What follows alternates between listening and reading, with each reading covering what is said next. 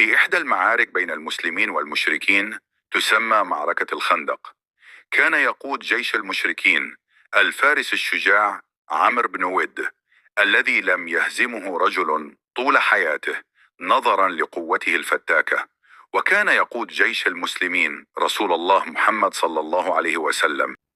تقدم عمرو بن ود بحصانه يتحدى جيش المسلمين، وأخذ ينادي: هل يوجد فيكم رجل شجاع يقاتلني؟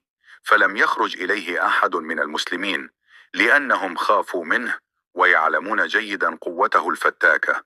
فنادى مرة ثانية وثالثة، ولم يتقدم أحد لمبارزته. فأخذ يضحك وقال: هل أنتم جبناء؟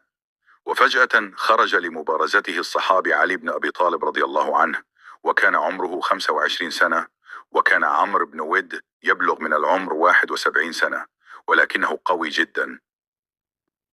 فتقاتلا بشراسة لمدة ساعة حتى أسقطه علي في الأرض وقتله. فصاح المسلمين: الله أكبر!